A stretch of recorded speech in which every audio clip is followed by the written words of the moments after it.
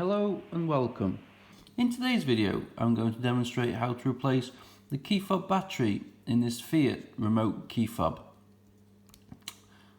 The key fob battery is housed inside the remote key fob here.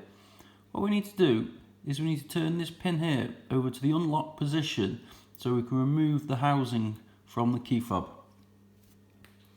We get our flat-headed screwdriver and you just turn it over the lock pin to the unlock position like so, and then we can remove the housing from the centre of the key fob, and there you go, there's your key fob battery.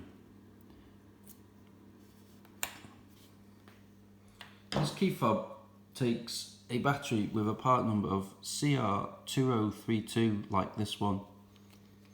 We just simply get our new key fob battery and we just pop it into the housing like so, making sure that the writing is facing upwards with the positive sign like that one. The housing here has got a little hook on the end there that needs to go into first to make sure it goes in place correctly.